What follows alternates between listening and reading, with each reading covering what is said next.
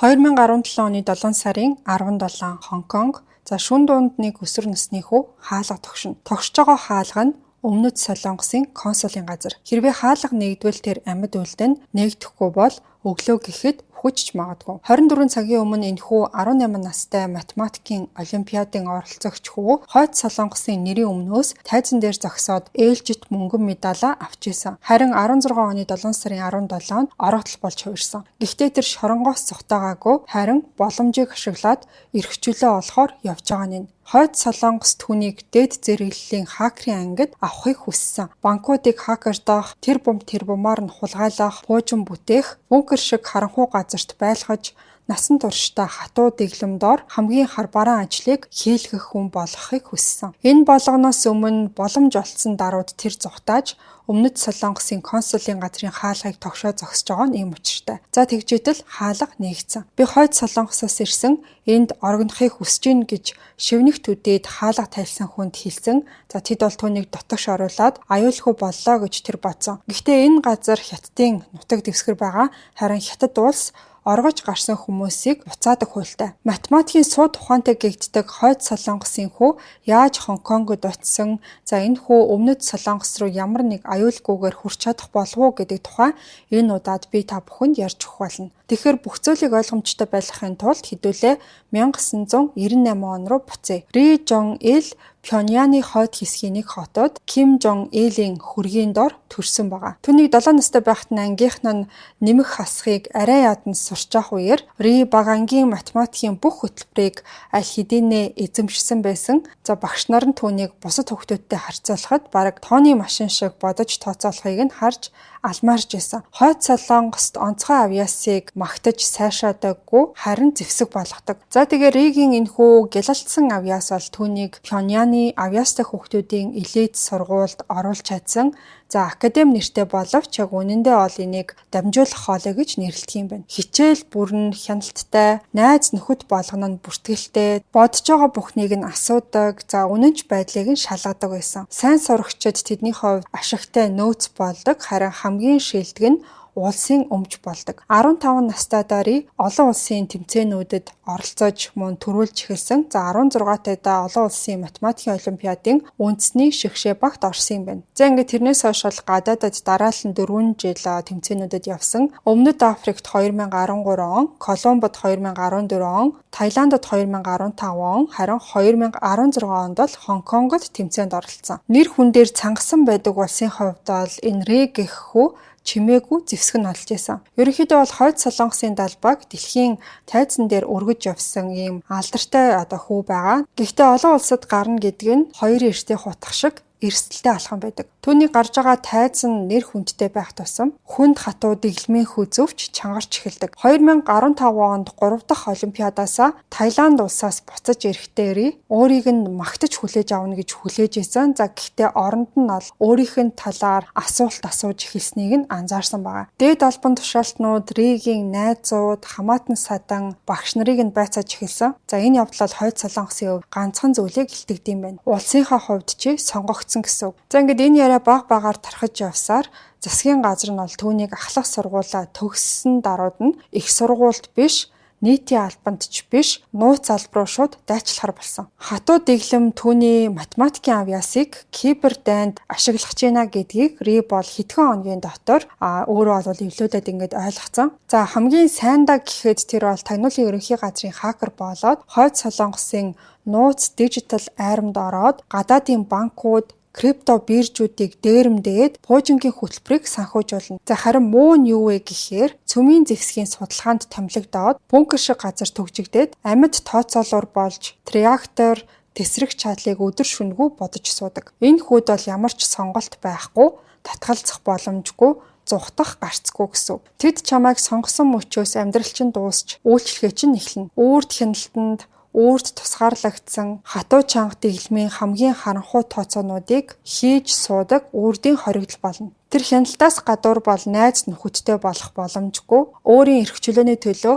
нэгт шийдвэр гаргахгүй. За тэгээ мэдээж гадаадад хийсэн 4 удаагийн богинохон аяллуудаар эрх чөлөө гэдэг зүйлийг амсаж үтсэн 17 настай хүүд бол энэхүү бүрхэх харанхуй ирээдүй яг л булштай адилхан санагдаж эхэлсэн. Математикийн олимпиадын тэмцээнүүдийн үеэр Ри бол бусад орны сурагчдыг хоорондоо ямар ч зөвшөөрлөгүй инээлдээд ямар нэг цензургүйгээр интернетэд нэвтэрч харгалзахчгүйгээр хотоор чөлөөтэй явж байгааг нь олж анзаарсан байгаа. Тэрнээс гадна бүр өөрийнх нь хэлээр ярьдагч сонголт боломж гэд бүхэл зүйл байдаг өөр ертөнцид амьдардаг Өмнөд Солонгосын багийн тамирчидтай хүртэл найзтай дамжсан. За тэгээд тэмцээн нь дуусаад Хойд Солонгос руугаа буцах болгонд түүнд бол харанхуй газар руу ингээд нөмрөөд авах шиг санагддаг байсан ба. Ингээд амьдралдаа багханч болтугай гэрэл гээгээ бодож төсөөлж чадсны дараа Ри Хойд Солонгосоос зугатая гэж шийдсэн юм байна. Ингээд яхаа бодож эхэлсэн 2016 оны олон улсын математикийн олимпиад Хонконг хотод зохион байгуулагдана.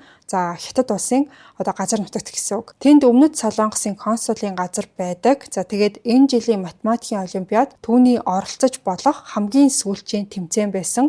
Тэгэхээр бол гадаад улс руу явах сүүлчийн боломж, сүүлчийн аялал нь энэ байсан. За тэгээд Хонконг руу явахаас өмнө Ри дүрмийг ол зөрчиж эхэлсэн. За тэгээд энэ тухайга тэр нэг л хүн хэлсэн байгаа. Тэр нь бол аавда байсан. Хүүгээ тоонд дурлуулж өсгсөн математикийн багш аав нь эх орноосоо урвах тухай энэ хүүгийнхаа нууцыг ингэж олж сонссон байгаа. Аавынх нь бол ингээд дотор нь найцсаар дүүрхийн зэрэгцээ илүү хүчтэй нэг мэдрэмж төрж эхэлсэн. Тэр нь бол хүүгээрээ бахархах мэдрэмж байсан. За тэгээ аав нь хүүдээ гадаад валют буюу $200 алганд нь атгуулад энэ бас Ригийн хувьд ч гэсэн итгэмээргүй үйлдэл байсан. Хэрвээ түүний цухтаахж байгаа энэ байдал нь илэрчих юм бол гэр бүлийнх нь хүмүүс бүгдээрээ шоронд орох, за эсвэл цаашлаад цаазлуулах ялтай. Хойд Солонгост бол оргож гарсныхын төлөө 3 үеэр нь хамттан шийтгдэг. Хөөн оргосон гэдгийг мэдсэн даруйд өөрийг нь цаазлна гэдгийг мэдсээр бэжэж Ригийн аав бол хүүдээ ингэж тусалсан байна. За тэгээд Ри аавыгаа тэрврээд энэ уулзалт сүүлчих биш байгаасаа гэж бодсон ч гэр бүлийнхнийгээ дахиад хизээж харахгүй байх өндөр магадaltaй. Ээжийнхээ хоолойг дахиад сонсохгүй, за өөрийнхөө сонголтоо тэднийг амьд үлдээсэн эсхийг хизээж мэдэхгүй. Тэр сургуулийн багтаагаа хамт Хонконг руу онгоцонд суухдаа зөвхөн хувцас, ном тэгээд $200 л авч явсан. За энэ бол мэдээж түүний хувьд эрх чөлөөнд хүрэх цорын ганц боломж нь байсан. За гэхдээ 17 завдахгүй 18 хүрэх байгаа сурагч бүхэл бүтэн энэ хатуу дэглэмийг мэхэлж чадах уу? Түүний тооцоолсон зүйл буруугаар эргэх юм бол юу болох вэ гэдэг нь бол маш их айцтай байсан. За ингээ 2016 оны 7 сар болсон Хонконгийн шинжлэх ухаан технологийн их сургууль дээр дэлхийн өнцөг булан бүрээс 6 гишүүтэй багууд бол цугларсан. За энэ үеэр бол Ри Жон Ил гаднаас нь харахад бол зүгээр л томьёос хараачж сууж байгаа жирийн нэг оролцогч шиг харагдчихсан. Харин дотроо тэр оргож зогтох төлөвлөгөөгөө урьдчилан тооцоолоо сууж исэн. За одоо тэр зөвхөн медалийн төлөө тэмцэж байгаа хүү биш болж хувирсан. Энэ үеэр Хойд Солонгосын төлөөлөгчид хатуу дэглэм дор ажилласан хിവэрэ байсан. Явж очисон даруйд нь ахлах тасгалжуулагч нь бүх пассвортуудыг нь хурааж аваад тэд бол өөрсдөө ямар нэг ухаалаг утас байхгүй, хараа хяналтгүйгээр хаашаа ч явах ирэхгүй, засгийн газраас томилогдсон хянагч тэднийг бол байнга ажигласан хിവэрэ байсан. Тэг яг энэ Хойд Солонгосын хувьд бол яг л нэг юм сургуулийн аялал тэгээд ийм барьцаалсан байдал хоёрыг холцсон юм шиг гэмээр тийм нөхцөл байдалтай байсан гэж байгаа. Ри болохоор гаднаас нь харахад юу ч болоогүй юм шиг тайван байдалтай, тийм хичээнгүй сурагчийн дүр түүнээс харагдаж байгаа ч гэсэн хяналт шалгалтын сул талыг нь тэр бол хайсаар байсан. За тэгээ өдөр нь болохоор тэмцээн зохион байгуулагдаад орой болохоор бүлгийн ажиллагаа хөл хорой гэд тэмцээн дууссан дараа тэд нэр бол Хойд Солонгос руугаа нисэх ёстой байсан. За тэгэхээр тэмцээний дараа түүнд бол хэдхэн цагийн хугацаа байгаа гэсэн. Энэ үеэр Ри бол ан цавуудыг олж харсан. Олон улсын энэ математикийн олимпиад гэдэг зүйл бол шоронгийн лагер шиг тийм зохион байгуулалттай угаасаа биш. Профессорууд, сайн дурынхан бол хаа сайгүй чөлөөтэй явж байгаа. Зэвсгэлсэн харуул энэ төр огт харагдахгүй. За Хойд Солонгосын багш нар өөрсдөө тийм чанд хатуу боловч аюулгүй байдлын сургалтанд хамрагдаагүй. За тэдэнд бол угаасаа зэвсэг байхгүй, гав байхгүй. Тэд нар бол ерөнхийдөө аман байдлаар айлган сүрдүүлэх юм уу, тогтсон тэр хатуу дэг журамдаал найдаж явж исэн тийм хүмүүс байгаа. За Хонконг болохоор арлуудаар тархсан тийм уудам хот байгаа. Хойд Солонгосын нийслэлийг бодох юм бол энд хинч зүхтаад алга болж чадна. За тэгээд Ригийн эхний алхам юу байсан гэхээр бүгд унтсны дараа дотор байрнаасаа сэмхэн гарч явах байсан. За дараа нь тэр бол Хонконгийн олон улсын нисэх онгоцны буудлын руу явна гэж бодсон байсан. Ингээд эцэст нь тэр бол Өмнөд Солонгосоос ирсэн хин нэгнийг олоод тэдний консулын газартай холбогдох тийм бодолтой байсан юм байна. За консулын газар хаана байдаг гэдгийг Ри бол ерөөсөө мэддэггүй. Тэдэнд одоо ямар ч төхөөрөмж байхгүй болохоор интернетээс ингээд хаана байдгийг нь хайх боломжгүй байсан. Нисэх онгоцны буудал бол одоо төвийг сахисан орон зай байдаг. За тэнд бол газрын зураг, тикет борлуулдаг хэсэг, магадгүй тэнд бол түүнд туслах хүмүүс дүүрэн байгаа гэж бодсон. За тэмцээний өдрүүд бас ёслолтын турш Ри бол маш тайван байдлаа хадгалсан хിവэрэ байсан. За 7 сарын 16-нд тэр бол 4 дахь дараалсан одоо мөнгөн медалаа хүртсэн юм байна.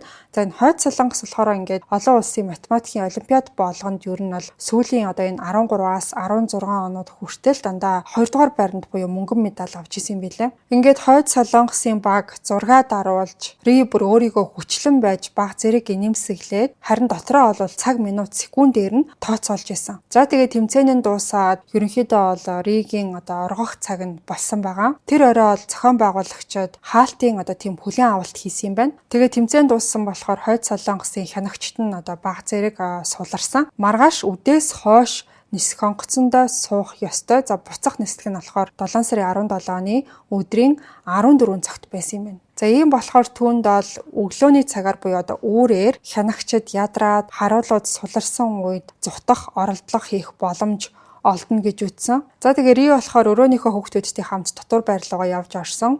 За тэр гутлаа үдсэн чигээрээ хуцаа ерөөсө тайлалгүй орон дээрээ хөвтөөд алхам болгоно дахин дотроо батсан байгаа. Тэгчээд өөрийнхөө авсан медаль тэгээ гэрчилгээгээ цөмхөндөө нууцсан. Хэрэг гарах юм бол Өмнөд Солонгосын албаныханд өөрийгөө таниулах нотлохоо болгоно гэж үтсэн. Ингээд нөгөө аавынхаа өгсөн $200 тэр бол аймсандаа хийцэн маа. Түүнд бол паспорт байхгүй.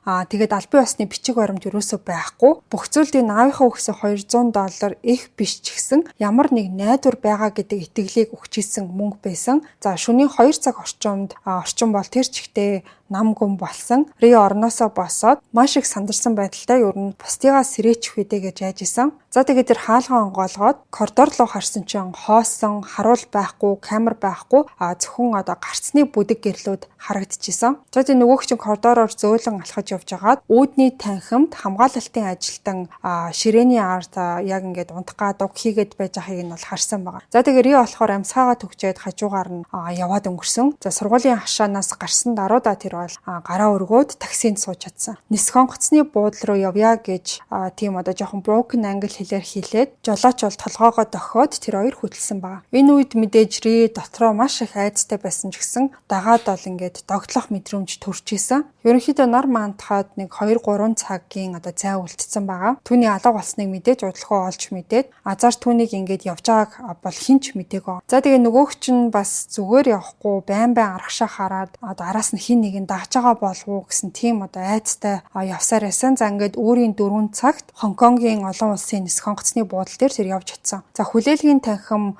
цагийг одоо үл харгалзан одоо өөрөөр байна уу, шүн байна уу, угаасаа хөл хөдөлгөөн ихтэй байгаа. За Ри Жон Ёл таксинаас буугаад дэлхийн хотуудын нэрсийг нь жагсаага бичсэн байдаг дижитал самбарууд, зарлалын дуу, зорчигчдоор дүүрэн маш том орон зайд явж орсон. Ийм хөл хөдөлгөөн ихтэй орчинд зүгээр л нэг өөргөвч үрцэн туранхаа өсвөр насны хүү бол хин ч одоо ингээд орогдол зүгтаа явж ийн гэж бол угаасаа мэдэхгүй. За тэгээ төлөвлөгөөний дагуу бол тэр Өмнөд Солонгос хүн олж одоо уулзах тийм бодолтой байсан. За тэгээ бүртгэлийн хэсэг дээр явж очиод Korean Air гэсэн байгаа логог олж харсан. Ри бол зариг гаргаад маш намуухан хоолоогоор би Өмнөд Солонгос руу явах хэрэгтэй байна. Та тусалж чадах уу гэж хэлсэн. Тэгээ дараад нь болохоор би хойд Солонгосоос ирсэн гэдгийг хэлсэн. За тэгээ тэрийг нь сонссон хүн бол нүдэн томроод бүр айгүй их гайхаж хүлээж авсан. За тэгээд 3 минутын дотор тэр бол LG менежерээ дуудаж өгсөн. Менежер нь хурж ирсний дараа олонний нүднээс зайдуухан Риг бол аваачж агаад тэгээ юу болсон талаар нь асуусан. За тэгээ Ри болвол математикийн ингээ олимпиадад орсон одоо үүрээр ингээ шүн би ингээ цогтож гарсан. Араас хүмүүс одоо явж иж магадгүй намайг ингээ хөөжиж магадгүй гэд айсан байгаа талаараа ярьсан. За тэгсэн чинь нөгөө одоо менежер нь бүр аман ангаагаад ажиллах болгонд нь мэдээж ингээл хойд Солонгосын нэг өсвөр насны хүү оргож яваа талаараа яриа зогсож ийн гэж бол байхгүй. Тийм болохоор тухайн менежерийн хувьд энэ зүйл бол маш тийм хачин санагдчихсан. За тэгээд тэр дараа бол хамгийн чухал одоо утасны дуудлагыг хийсэн байгаа. Тэр нь бол Хонконг дахь Өмнөд Солонгосын консулын газар байсан. Элчингийн газар утсаа авсан даруйд математикийн олимпиадын багийн гишүүн гэж өөрийгөө танилцуулсан. Хойд Солонгосын одоо өсвөр насны оргож цухтааж байгаа хүү байна гэж ярьсан. За мэдээж ихэндээ бол тухайн консулын газрын хүмүүс ч гэсэн маш их гайхсан. Тэг эргэлзээд тэг мэдээллүүдийг ингээд тулгаад үзсэн чинь бол яг таарч ирсэн. За ингээд Хонконгт бол үнэхээр хойд Солонгосын олон улсын математикийн олимпиадын баг байгаа гэдэг нь бол үнэн мэдээж авсан. За тэгээ нэг гишүүн нь ингээд сургаггүй алга болсон байгаа. Энийг мэдээж улс төрийн хувьд яригдахаар хэмжээний том асуудал. Хятадын нутаг дээрх ингэж оргон цухтаах нь олон улсын хэрэг маргаан үүсгэж магадгүй байдаг. За утасны цаанаас тэд бол Рид консулын байранд биеэрээ явж ирэхийг бол зөвлөсөн байгаа. Олон улсын протоколын дагуу тэд нэр бол машин явуулаад ч юм уу дагалдаж явах ирэхгүй байд юм байна. Энэ нь болохоор Хонконгийн хуулийг зөрчөөд Хятадыг өдөөн хатгаж хойд Солонгост ингээд өөрийнх нь улсын хүнийг хулгайлчлаа гэж мэдэгдэх шалтгаан өгч болцсохгүй байд юм байна. За тэгэхээр тэр бол ямар нэг байдлаар ингээд баригдлахгүйгээр ганцаараа Солонгосын элчин дээр явж очих хэрэгтэй болсон. Дараа нь бол тухайн Korean Air-ийн менежер нэг хаяг бичиж өгнө. За тэр нь бол Өмнөд Солонгосын ерөнхий консулын газар буюу Far East Finance Center Harcourt Road 6 буюу Хонконгийн төв бизнесийн дүүрэгт байдаг тэр газрыг нь бол хэлж өгсөн байгаа. За Ри бол түүнд баярлалаа гэдгээ хэлээд танихгүй хүн түүнд ингээд яг хэрэгтэй зүйлийг нь өгчээ гэдгийг ойлгосон. За тэгээ нөгөөх чинь гарсан даруйда таксигаа байрна. За аавынхаа өгсөн тэр $200 бол яг үнэндээ маш их хэрэг болсон байгаа. Элчин рүү явах гэдэг нь түүний хувьд бол хамгийн сүүлчийн шат байсан. Ри таксин дотор суусныхаа дараа ч гэсэн хойшоогоо бол байн харсан хിവэрэ байсан. Хэрвээ хойд Солонгос эсвэл Хятадын агентууд түүнийг очихоос нь өмнө бариад авчих юм бол бүх зүйл дуусна гэдгийг тэр мэдчихсэн. Хонконгийн цагдаа нар түүнийг саатуулаад хойд Солонгос руу албатан буцааж магадгүй. Энэ нь бол ерөнхийдөө олон оргож явж байгаа хүмүүст тохиолддог. Ихэнхдээ цаазын ялтай тэнцэх хувь тавилан байдаг юм байна. Хойд Солонгосын хатуу дэглэм хаанч хүрэх чадaltaй үхэлд хүргэх аюултай гэдгийг ч тэр мэднэ. Тэдний хувьд бол энээс ч бага шалтгаанаар гадаадад өөрийн хүмүүсээ хөнөөж исэн түүх байдаг. За тэгээ Риг суулгаж явж исэн таксины жолооч бол арын суудал дээр өрнөж байгаа тэр зүйлийн талаар бол юу ч мэдэхгүй. Ингээд нар мандах үеэр бол машин тийм тэнгэр багандсан шилэн барилгын өмнө зогссон. За тэр нь бол Far East Finance Center гэдэг тэр барилгын нэс юм байна. За тэгээ Ри бол таксинаасаа буугаад тухайн байшин руу харсан чинь гадаа ямар ч тийм далбаа, тод тэмдэг энэ төр ерөөсөө байхгүй байсан. Тэгэхээр ингээд буруу газар ирсэн юм биш үсттэйгээ санаан зовоод за тэгээд үүрээр ингээд ажлын цаг эхлэхжсэн болохоор хит хүмүүс бол тухайн офисын барилга руу орж явж байгаа нь харагдсан. За Ри болохоор тэднэртэй хамт дагаад тухайн барилга руу ороод тэгээд лавлах самбарыг гүйлгээд харсан. За тэгсэн чинь тэнд нь болохоор ингээд жижигхэн үсгээр бүгд найрамдах Солонгос улсын ерөнхий консулын газар 5 давхурт гэж бичсэн байсан. За тэгээ нөгөөх чи лифт рүү яваад харуул энэ дээр бас зогсоох үедээгээд харсан чинь ерөөсөө тоогоогүй. Ингээд 5 дугаар давхурт очисон чинь бүгд найрамдах Солонгос улсын ерөнхий консулын газар бол тэнд нь байсан баг. Үүдэнд нь бол хоёр хамгаалтын ажилтан зогсож байсан. Ригийн ингээд дотор нь айгу эвгүй болоод яг юу гэж хэлхээ мэдэхгүй хаалга руу төхөөд очисон чинь харуулад бол мэдээж түүнийг оруулахгүй хүлээн авах цаг бол хараахан эхлээгүй байна гэж хэлсэн. За тэгээд Ри болохоор сандраад тийм хоолой чичирсэн байдалтайгаар би хойд Солонгосын оюутан байгаамаа оргинол хүсэж байна гэж хэлсэн. За тэгсэн чинь нөгөө харуулууд бүр ингээд мэл гайхсан. Тэг хэсэг ингэж бодож зогсож байгаад нэг нь бол дотгошоогоо ор гэж төгсөн. Тэгчээд Риг болохоор металл илрүүлэгчээр оруулаад бүх зүйлийг нь шалгаад хамгаалттай хаалганы цаадах хүлээлийн хэсэгт аваачсан. Тэгээ энэ мэдээг дуулсан даруйда Өмнөд Солонгосын консулын ажилтнууд гайхсан байдалтай гарч ирсэн ба. Тэгээ нэг дипломат ч болохоор маш тийм намуухан өнгөөр чи ганцаараа ирсэн юм уу зүгээр үү гэж асуусан чинь Ри бол толгоогоо тохиод би орохсон. Би буцаж чадахгүй гэж хэлэхэд бол хоолой нь ингээд зангираад уйлах шахсан баг. За тэгээ ажилтнууд бол маш их гайхсан байдалтай ерөөсөө яах учраа болохгүй би биерүүгээ хараад эхний элчинд бол яг Рид ингээд ус хийж өгсөн байгаа юм л та. Дипломат хуулиар бол энэ Риг хүү Өмнөд Солонгосын нутаг дэвсгэр дээр байгаа. Хойд Солонгос энд бол түүнд хүрэх ямар ч боломжгүй. Ингээд амьдралдаа анх удаа Ри Жон Ил чөлөөтэй ингээд амьсгаа авсан. Мөч нь бол энэ нэсэн. Гэхдээ энэхүү тайвшрал нь бол төрхөн зуурих. Энэ жижигхэн консулын газар түүний хувьд төр хугацаанд аюулгүй байж болох ч гэсэн 100% тайвшрал оллоо гэсэн үг бас биш. дугаартаа хамтран ажилласан Take Feed Monster уургийн ундаа та бүхэн энэхүү эрүүлэр жингээ барих болон жин хасахад зориулагдсан хоол орлуулагч уургийн ундааг CU-гийн бүх салбар дэлгүүрээс худалдаж авах боломжтой. Нэмэлт сахар агуулаагүй, салаатнаас ч бага калоритой өглөөний цайны оронд хэрэглэж болно.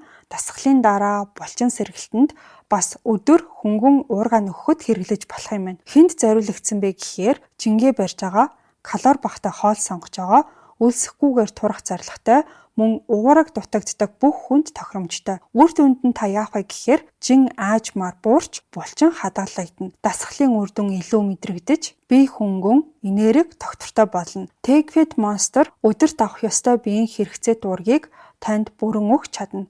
CU-гийн бүх салбараас. За ингээд хэдүүлээ хэрэг рүүгээ буцаад оръё. За Хятад, Өмнөд Солонгос, Хойд Солонгос гэсэн 3 улсын хэмжээнд яригдах том асуудал үүсчихсэн байгаа. За энэ байдлаараа тэр бол хэр удаан тисч байж чадхаач мэдэхгүй байгаа. Хэдхэн цагийн дотор энэхүү мэдээ бол Хонконг, Бээжингийн хамгийн дээд түвшний хүмүүст бол хүрнэ. За тэрийг мэдээж маш сүртэйгээр одоо ярилцаж Хятадын нутаг дэвсгэр дээр Хойд Солонгосын иргэн орогнол хүслээ гэж гарч ирэх нь бол дамжиггүй. Бээжингийн заавраар Хонконгийн цагдаа нар Far East Finance Center-ийн одоо бүх орц гарцсан дээр энгийн хувцастай ажилтнуудаа бол байрлуулна. За тэд консулын газар руу бол дайрж орох ирэхгүй. Энэ нь болохоор олон улсын хуулийг зөрчинө. Харин зөвшөөрөлгүй хинч орж гарахгүй байхаар тэд нар бол хянах ёстой болно. Дотор нь Өмнөд Солонгосын дипломатчид хамгаалалтаа бас чангатгаж эхэлсэн. За одоо тэдний хаалгаар орж гарч байгаа бүх хүн шалгалтанд орох ёстой болно. Цөнхийг нь нэгжин, бичиг баримтыг нь шалгана. Хойд Солонгосын агентууд ямар нэг оролдлого хийхээс сэргийлж консулын газар бол төгжигдсэн хിവэрэ байна. За энэ бүхний хамгийн гол шалтгаан нь бол Ри байсан. Түүнд нэг жижиг өрөө гаргаж өгсөн юм байна. За унтлагын өрөө гэхээсээ илүү тийм агуулгах шиг ямар ч цонхгүй маш одоо энгийн өрөөнд тэр бол орсон. За бодоод үзэхээр тэр энэ жижигхэн орчинд эрх чөлөөтэй тэгээд Хойд Солонгосынхон халдаж чадхааргүй юм шиг боловч бодит байдал дээрээ гатсан байдалтай яхаа мэдэхгүй өдөр хоногийг өнгөрүүлж исэн. Тэр бол консулын газраас угаасаа гарч болохгүй. Гадагшаа нэг л алхах юм бол Хонконгийн эрх баригчдын гарт орно. Энэ үеэр бол Бээжин яг ямар шийдвэр гаргахаа хараахан зарлаагүй байсан. Хаалттай хаалганы цаана Өмнөд Солонгос, Хятад шууд бусаар бол Хойд Солонгосын хооронд хилэлцээ өрнөх зуур өдөр хоногуд 7 хоног болж сунжирч эхэлсэн. Энэ үед бол Хятад улс яалтчгүй хүнд сонголтын өмнө тулж ирсэн байгаа.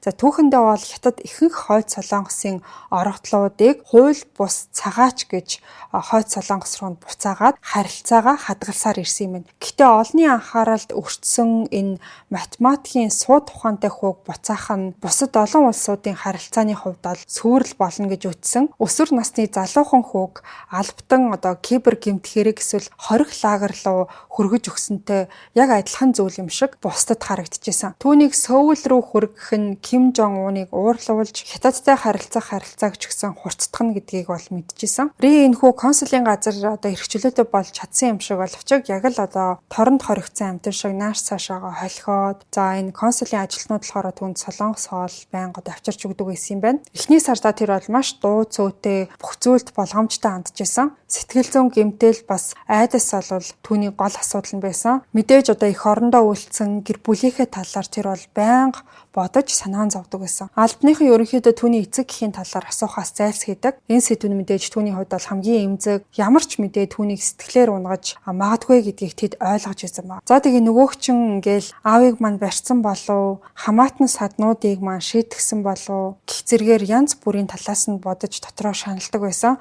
За Хойд Солонгост бол хам хэрэгтэн гэсэн ойлголт нь тис өөрөөр яригддаг юм байна. За нэг хүн оргож гарах юм бол бүхэл бүтэн гэр бүлийг нь хорих лагер руу илгээдэг. За тэгээ нөгөөх чинь байнга ингээд иймэрхүү төрлийн дарк юмнууд бодоод дотроо ингээд шаналаад байгаа болохоор анхаарлаа сарниулахын тулд консулын газраас өгсөн интернетгүй компьютераар видео тоглоом тоглодог. Тэгээ тэдний оруулж ирсэн гүйлтийн зам дээр байнга гүйдэг байсан. Гэсэн хэдий ч энэ бүхэн түүний хувьд одоо маш утгагүй санагдчихсан ба. За тэгээ өдөр болгон одоо консулын ажилтнууд бол чиний асуудлыг бид нар шийдэхээр одоо ажиллаж байна гэж дорыг тайвшруулдаг байсан. Тэгээ шинэ амьдралдаа бэлтгэхийн тулд Өмнөд Солонгосын хэл соёлыг судлаарай гэж түүнд бол хэлдэг байсан ба. За тэгээ өдөр хоног одоо өнгөрөх тусам тодорхойгүй байдлаар түүнийг зовоож эхэлсэн. Хойд Солонгосын хувьд бол ямар ч оргалтыг эрс өгөөсгөж өөрсдийн одоо маш ухаалаг сурагчаа дайснуудад хулгайлагдсан гэж суртал ухуулга явуулж байгаа нь бол угаасаа тодорхой. Өмнөд Солонгос Рийг бол аюулгүй гаргахын тулд бүх дипломат сувгийг бол хайж эхэлсэн. За ингэ байж тал Хонконгийн хэвлэл мэдээллээр цуурхал бол тарж эхэлсэн. Манай хотод Хойд Солонгосын орогдол нуугдж байна гэсэн тийм мэдээллүүд тарж эхэлсэн маа. Ингээд ийм байдалтайгаар Ри бол өглөө болгон сэрэх бүртээ хятад түүнийг явуулах эсвэл албатан гаргах шийдвэр гаргах өдөр мөн үү гэдгийг ч мэдэхгүй байдалтай Хонконгийн цагдаа нар байрны гадаа бол нам гүм харуулаа хийсэн байдалтай хаалга тогшоох, утас дуурах болгонд бүгд сандарч төгсөжсэн. Консулын газарт явж очсноос хойш ойролцоогоор 70 хоногийн дараа буюу 9 сарын сүүлчээр Ри нэг мэдээ олж сонсноо. За Бээжин бол түүнийг Өмнөд Солонгос руу явуулахыг зөвшөөрсөн юм байна. Ингээд энээс харахад бол дипломат хэлэлцээ үр дүнгээ өгсөн юм байна. За тэгээ энэ дээр яг юу болсон бэ гэхээр 2016 онд Кимийн Пуужингийн туршилтууд Бээжинг бол маш их бухимдуулсан. За ингэснээр бол Хятад болон Хойд Солонгосын харилцаа муутсан байсан. Ингээд энэ үеэр хятадууд дохио болгож Риг Өмнөд Солонгос руу явахыг нь зөвшөөрсөн юм байна. За ингээд консулын газрынхан тэр чигтээ одоо тайвширлыг мэдэрч эхэлсэн. Тэгээ тэр даруйна бичиг баримтыг нь бэлдэж эхэлсэн. Ри бол тухайн одоо газар юу юучгүй очсон болохоор Өмнөд Солонгос түүнийг хамгаалах үүднээс хуурамч нэрээр паспорт олгохоор болсон. Бээжингийн заавраар Хонконгийн цагаачлалын алба бол түүнийг Өмнөд Солонгосын жуулчин юм шиг төр виз олгохоор болсон. Ингээд энэ бүх баримт бичиг бол түүний хувьд одоо golden ticket буюу гарах алтан тасалбар болж өгсөн. За дараа нь 9 сарын 1 өглөө бол консулын ажилтнууд Рид Сөүл рүү нисэх онгоцны тасалбар шинэ нэртэй шинэ паспортыг гардуулж өгсөн. За шинэ нэр нь болохоор Ли Жон Хо гэдэг нэр байсан. Ингээд Ри шинэ паспорт руугаа удаан харж Хойд Солонгосын өмж байсан хүн ингээд чөлөөт улсын иргэн болж шинэ амьдралаа эхлүүлэх эрхтэй болсон юм байна. Өмнөд Солонгосын нэг албан тушаалтан түн рүү инээмсэглээд гэртээ харах цагчин боллоо. Чиний шинэ гэр гэж хэлсэн. Ри толгоогоо дохиод нүд нь нулимсаар дүүрсэн. За гэхдээ хамгийн сүүлийн алхам бол түүнд үлдсэн байгаа. Тэр нисэх онгоцны буудалд саадгүй хурж очоод онгоцонд суух ёстой. Энэ үнэхээр эрх чөлөө юу? Эсвэл дахиад ямар нэг зүйл буруудах уу? Сөүлд түүнийг юу хүлээж байгаа бол гэсэн бодлууд Рид бүр байнга бодогдчихсэн. За тэгээд тэд нар жаргасны дараахан консулын одоо ямар ч тэмдэггүй машинаар нисэх онгоцны буудал руу одоо хөдөлсөн. За Ри бол арын суудалд Өмнөд Солонгосын албаныхны дунд суугаад шинэ гэрлүүгээ очих аяллаа эхлүүлдэг. За тэгээд явж очиход бол хятадын энгийн хувцастай албан хаагчид тэднийг алсаас чимээгүй дагсан хിവэр байсан. 2 сарын өмнө тэр яг энэ нисэх онгоцны буудал дээр тусламж гуйж исэн бол одоо өөрийнх нь улсаас одоо хамгаалагдсан харуулуудтайгаар гарчин гэсэн үг. За гисэн хэдий ч Ри бол төвших байдлаа одоо бүрэн алга болгож чадаагүй. Шинэ паспорттойгоо цагаачлалын одоо шалган нэвтрүүлэх хэсэгт дөхөж очих үедээ шалгаж байгаа хүн нь яг жинхэнэ хэн болохыг нь илрүүлчих үедээ гэсэн айцтай байсан. За гэхдээ тамга тэр даруйдад харагдаад түүнийг бол жирийн нэг Өмнөд Солонгосын зочигч гээд нэвтрүүлсэн байгаа. Ингээд нөгөөх чинь онгоцондоо суугаад цонхны дэрэгдэх суудалд байрлаад бүсэлсэн. Ингэж тэр эрх чөлөөтэй болсон. Сөүлд хүрэх нислэг бол 3 цаг үргэлжилт юм байна. За ингэж Хойд Солонгосын орогдлоос Өмнөд Солонгосын иргэн болсон түүхтэй байна. Буусан дарууд нь албаныхан түүнийг бол камеруудаас хоол усгай журмаар чимээгүй нэвтрүүлсэн. Хэдхэн хоногийн дотор тэр бол өмнөх амьдралаасаа салж одоогийн амьдралдаа дасан зохицох Хойд Солонгосын орогдлуудад зориулсан эрчимжүүлсэн хөтөлбөрт хамрагдсан юм байна. Түүний хувьд бол яалтчгүй соёлын шоконд орсон байгаа. Ямар ч айцгүйгээр телевиз үзэх, интернет ухах, годамжаар алхах эрх чөлөө гэдэг зүйл нь эхэндээ бол амар байгаагүй. Тэр мэдээж шин ярианы хиллэг, шин нийгмийн дүрм журам, бүр дэлгүүрээр яаж үйлчлүүлэхийг хүртэл сурах хэрэгтэй болсон. Тэгээд дараа нь тэр бол хэл соёлын хичээлд суугаад өөрт нь зөвшөөрдөггүй байсан зүйлсийг сурч эхэлсэн. Сөүлийн шинжлэх ухааны ахлах сургуульд суралцах нь үгээр хэлхийн аргагүй түүнд бол сонирхолтой байсан. За угаасаа чадварлаг сурагч байсан болохоор 1 жилийн дотор гэхэд тэр бол элсэлтийн шалгалтуудыг амжилттай өгөөд улсынхаа шилдэг их сургууль болох Сөүлийн үндэсний их сургуульд математикийн мэрэгчлэрээ элсэж орсон юм байна. Ямар ч залуугийн хувьд бол энэ гайхалтай амжилт байсан. Интернетгүй, академик эрх чөлөөгүй орчинд өссөн хүний хувьд бол энэ мэдээж бүрч тэгмээргүй амжилт байх нь аргагүй. За Ри бол явсан өдрөөсөө хойш эцэг гэр бүлийнхнийгээ огт хараагүй, дуу хоолойг нь ч гэсэн сонсоогүй. Хойд Солонгос нурж унахгүй бол тэр магадгүй хизээч тэдэнтэй уулзахгүй байх. Тэр мэдээж гэрлөөгөө залах боломжгүй. Тэгэх юм бол тэднийг улам бүр аюулд оруулна. Түүний хувьд бодож ирсэн ганцхан зүйл нь юу байсан гэхээр оргосон явдал нь харьцангуй нам гүм өнгөрсөн болохоор гэр бүлийнх нь хамгийн хүнд ял шийтгэлээс зайлс хийсэн байгаасай гэж дотроо найдаж исэн. Хожим нь олон нийтийн өмнө мэдэгдэл хийхдээ тэр бол ааваасаа ямар нэг тусламж авсан гэдгээ арай багасгаж яриад бүхнийг би ганцаараа төлөвлөсөн гэж зүтгэжсэн. Энэ нь мэдээж хайртай хүмүүсээ хамгаалах, хам хэрэгтнийг баталгаас зайлсхийх гэсэн арга байсан. Түүний олж авсан эрх чөлөөний үнцэн нь өөрийн таньж мэддэг бүх хүмүүс ялангуяа хамгийн ойр дотн гэр бүлээсээ үрд өрөвдөлтэйгээр салсан явдал байсан. Ингээд энэ байдлаараа тэр бол өнгөрснөө ирээдүгээр салсан гэсэн үг. Сөүлд түүнийг ямар ирээдүй хүлээж исэн бэ гэхээр их сургуулийн профессорууд бол түүний суу тавьяасыг олж харж эхэлсэн. За тэгээ хожим нь тэр болохоор зөвхөн дотроо мөрөөдөж боддог байсан Америкийн нэгдсэн улс руу явж сурах хүсэлтэй гэдгээ ярьсан байдаг. Түүний хувьд бол нарны гэрэлд алхах бүрт, кампусаар чөлөөтэй явах, кофе шоп ороод тайван суух, найзуудтайгаа санаа зовох зүйлгүй ярилцах мөч хорон бүр нь бүх зүйлээ эрсдэлд оруулж авсан эрх чөлөө нь байсан. За ингээд энэ хүний хувьд бүх зүйл сайнаар эргэж байгаа ч гэсэн хойд Солонгост бол энэ талаар маш тийм хүчтэй мэдээлэлүүд тархаж эхэлсэн. Өөрсдийнх нь дэг журам зөрчигдлөө, бараг л ингээд нөгөө дэглэм нь доромжлогдлоо гэсэн тиймэрхүү зүйлүүд бол тарж эхэлсэн. Хараа хяналт сул байсны гайгаар хамгийн мундаг ухаантнуудын нэгээ алдлаа гэдэг нь бол яавч зүгээр орхих асуудал биш байсан. Тийм болохоор дараагийн 2 жилийн туршид хойд Солонгос олон улсын математикийн олимпиадад ямар ч багийг явуулаагүй юм байна. Ахаад хин нэгэн яг ингэж олимпиадад оролцох үеэрээ улсаасаа оргож зүхтаах үедээ гэж энэ хөтөлбөрийг бол зарцаасан байдаг юм байна. За тэгэж байжгаад 2019 онд дахиж энэ математикийн олимпиадад оролцохдоо шинээр хатуу арга хэмжээ аваад сурагч, дасгалжуулагч болгонд засгийн газрын хянагч дагалдуулаад байнга ажиглуулдаг болсон юм байна. Тэгэхээр мэдээж дахиж хизээч шилдэг хүүхдүүдийнхээ нэгийг дахиж алдахгүй гэж шийдсэн нь эндээс бол харагдаж байгаа. Ри бол Сөүлд хамгийн анх газарт жаад тэгээд удаачгүй хийсэн зүйл нь юу байсан гэхээр тэр бол интернетэд нэвтрээд имэйл хаяг өөртөө нээгээд Google-с хойд Солонгос гэж хайсан байгаа. Интернетээр дамжуулж хорвоо ертөнцийг танин мэдхийг хориглосон байдаг тухайн нийгмээс гарч ирсэн залуугийн хувьд бол өөрийн эх орныхоо нэрийг Google дээр бичээд улс нь түүнээс юуг нуун дарагдуулж исэн бүх үннийг олж мэдсэн. Ингээд Ри гэж оргож гарсан өсвөр насны хүүгээс гадна өөр хідэн зөвхрөнгөө барсан хүн тэнд оршин тогтнож идгийг бид таашгүй. Ингээд бас нэгэн хойд Солонгосоос оргоцсон хүүгийн талаарх түүхийг та бүхэнд өгөөдлөө. Энэ түүх сонирхолтой санагдсан гэдэгт итгэлтэй байна. Дугаараа дуустал нь сонссон бол комент хэсэгт улаан өнгийн зурх үлдээгээрэй. Өнөөдрийн дугаартай Take Fit Monster уургийн ундаа хамтарч ажиллалаа. Та бүхэн CU-гийн бүхэл салбараас худалдаж авах боломжтой. За энэхүү уургийн ундаа нь өдөрт авах ёстой биеийн хэрэгцээ дуургийг бүрэн өгч чадах шимт хичээлтэй гэдгээрээ онцлог. Та бүхэн энгийн сахартай ундаа авч ууж ахаар эрүүл мэндэд хэрэгтэй ийм төрлийн ундааг сонгоорой. Ингээд хэдүүлээ энэ 4 дахь өдөр нэмэлт дугаар мөн хагасаа өдөр подкаст 148-аар эргээд уулзъя.